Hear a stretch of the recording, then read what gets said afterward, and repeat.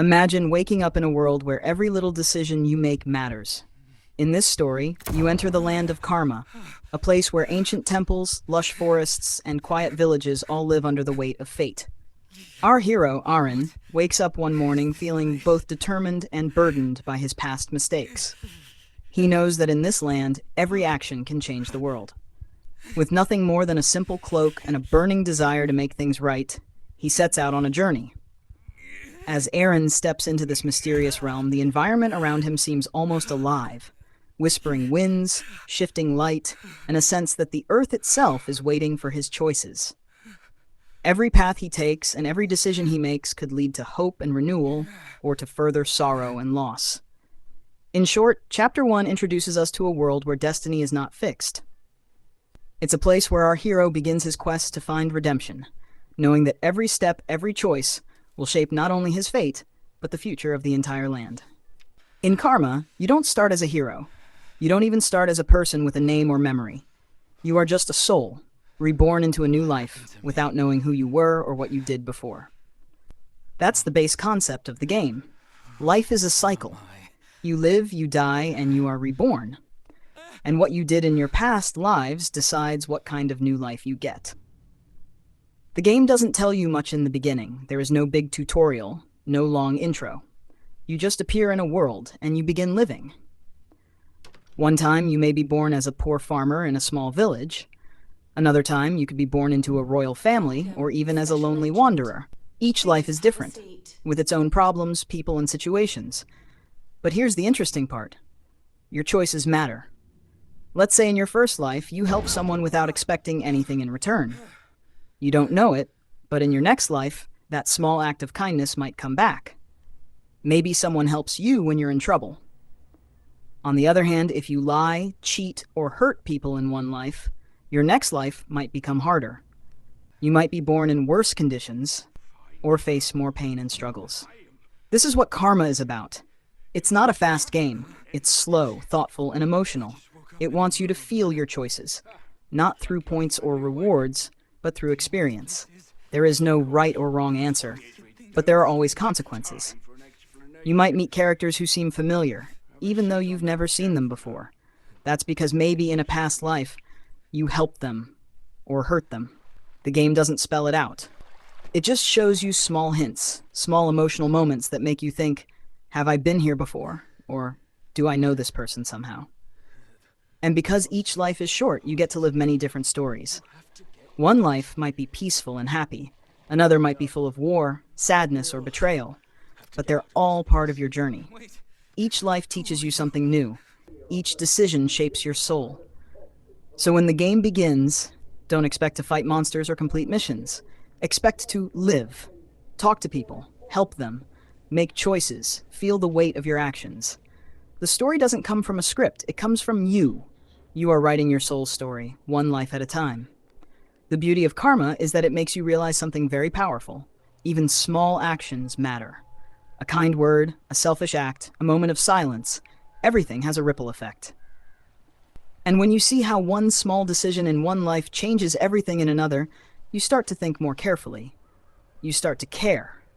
That's how Karma begins. Not with big explosions or action, but with a quiet life, a small choice, and a deep journey through time and soul. In most games, when you make a choice, the result is instant. You pick yes or no, and the game tells you right away what happened. Maybe you gain a reward, or someone gets angry. But in Karma, things are different. The game doesn't tell you if a choice is good or bad. There's no morality meter. There's no point system. There are no hints to help you pick the correct option. Instead, Karma quietly watches you. You're living a life. You see someone in pain. Do you help or walk away? You see a hungry child. Do you share your food or keep it for yourself? The game gives you full freedom, but it never says this is the right thing to do. You have to decide based on your own feelings. At first, the choices seem small, but later, you'll see the effects. Let's take an example. In one life, you meet an injured traveler on the road. You have the option to help him or ignore him and move on. You decide to ignore him. Maybe you're in a hurry, maybe you're afraid, and nothing happens immediately. The game doesn't punish you. You continue with your life. But then, a few lives later, you're reborn as someone else. And in this life, you're the one who gets injured. You wait for help. You cry out. But no one comes. And in that moment, it hits you. This is what that traveler felt. This is how your old choice is coming back. This is the weight of choice in karma. Sometimes the results come quickly. Sometimes they take many lifetimes to show up. But every single choice you make is saved, remembered, and reflected back at you later. You might not always recognize it right away, but as you play more lives, you'll start seeing patterns. Some choices feel good, but have hard outcomes. Other choices feel selfish, but protect someone else. The game doesn't make it easy, because real life isn't easy either. That's the lesson karma wants you to feel, not just understand. That every action has a reaction, but not always in a simple or expected way. It's not about being perfect, it's about being aware.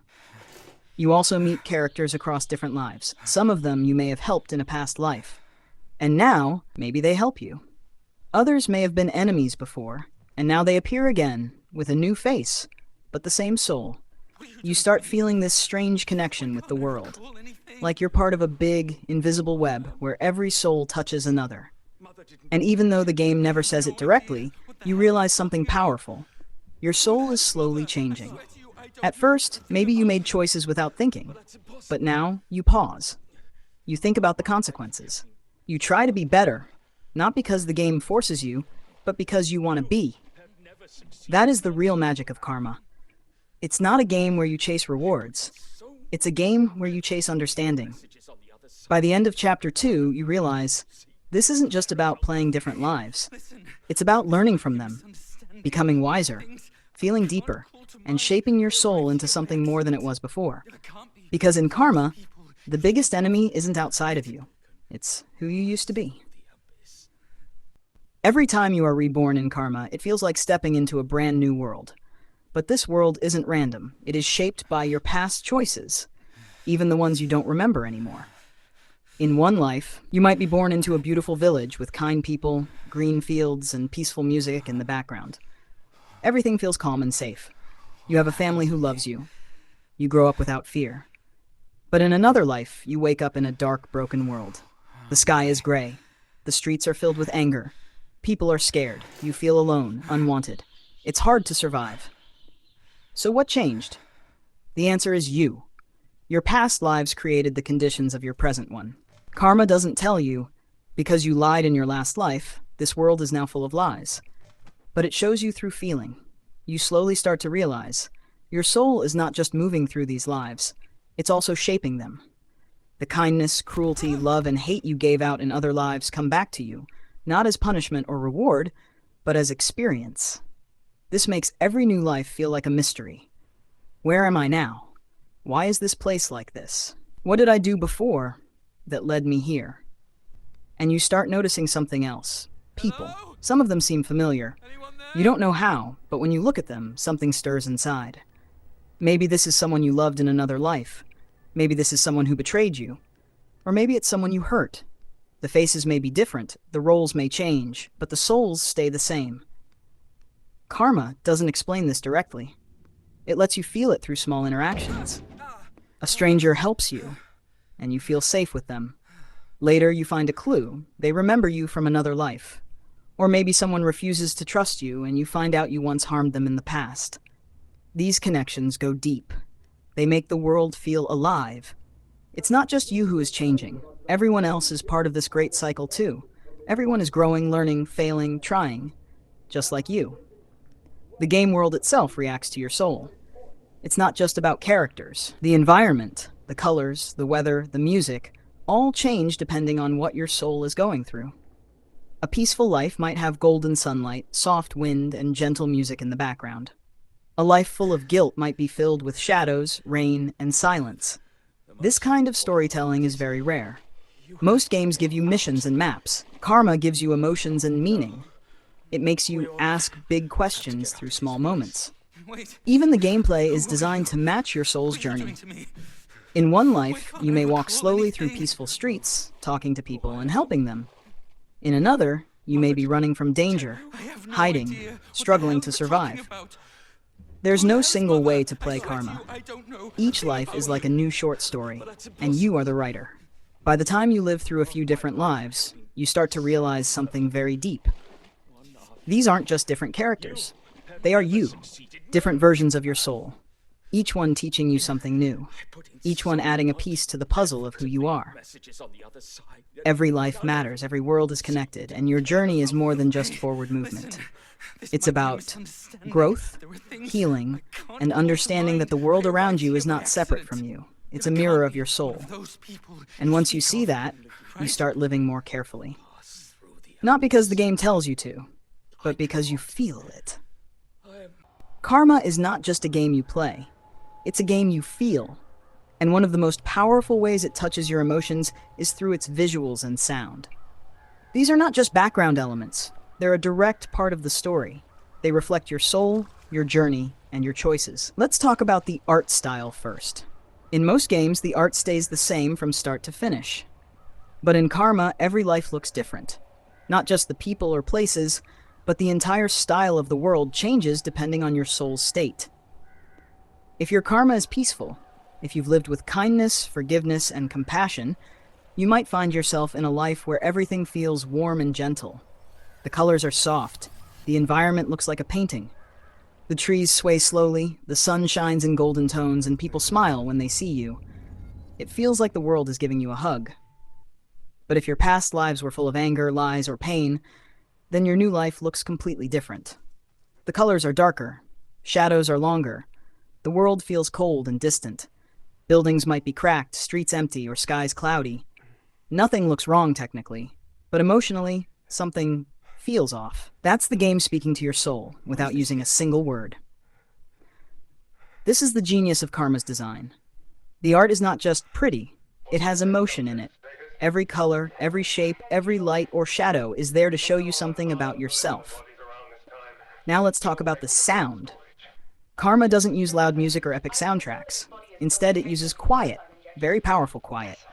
You'll hear small things, the wind blowing through leaves, the sound of footsteps on stone, the chirping of birds, the distant echo of a temple bell. It feels like meditation. It's calm, slow, and peaceful, until something changes. When your soul is in conflict, when your choices create tension, you'll notice the sound starts to shift. The wind grows harsh, footsteps echo louder, music becomes uneasy. But again, the game doesn't tell you this. It just lets you feel it. In some lives, you might hear traditional instruments like flutes or sitars that match the mood of a wise and spiritual journey. In other lives, you might hear haunting tunes that feel cold and lonely. The music reacts to your karma, just like the art. This deep connection between sound, visuals, and emotion makes Karma feel unlike any other game. It's not about graphics or technology. It's about meaning. Everything you see and hear is trying to show you something about who you are becoming. And here's the most beautiful part. Sometimes, even if the world around you is dark, if your soul is trying to change, you'll start to notice light returning. A flower blooming in a dry land. A calm tune in a world of noise. That's Karma's way of telling you healing is happening. You don't need words to understand it. You just feel it. There is no game over screen in Karma. That's one of the first things you realize when you reach the final stage of your journey.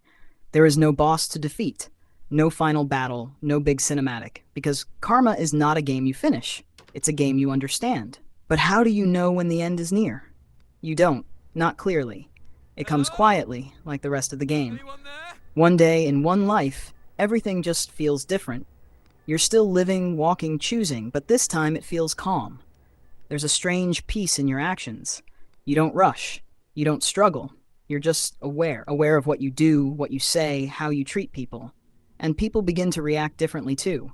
Some smile at you in ways that feel familiar. Others forgive you before you even ask. And places you once visited in other lives now look brighter, softer, like they've also healed with you. Then one day you meet someone. It could be a child, an old woman, a monk, or a version of yourself. And they ask a simple question. Do you remember? It's not about remembering a name or a face. It's about remembering your soul, the lives you lived, the lessons you learned, the people you helped, the pain you caused, the healing that followed, the silence, the music, the light, And slowly, your memories return, not in full, but in feelings.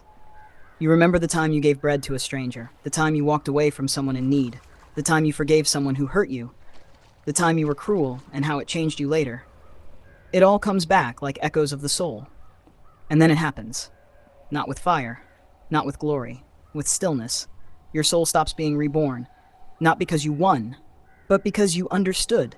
You've completed the circle, not just by doing good things, but by growing. You've lived through joy, sadness, fear, guilt, love, regret, and you accepted it all. You didn't run from it. You faced yourself, lifetime after lifetime. And now the cycle ends. But here's the twist. It's not the end, because in the final moment, the game gives you one last choice. You can leave the cycle, your soul can move on to whatever is beyond, or you can return. Return not as a lost soul, but as a guide, as someone who helps other souls still learning. You don't get powers. You don't become a god. You just quietly appear in someone else's life, as a kind teacher, a gentle friend, a stranger who says just the right thing at the right time. Because now you know, it was never about escaping life. It was about understanding it. That is the final lesson of karma. It's not about being perfect. It's about being aware, growing, learning, letting go. Returning, not to fix the world, but to be kind in it. And the moment you choose, the screen fades softly. No congratulations, no points, just silence. Because you're no longer the player, you've become part of the world.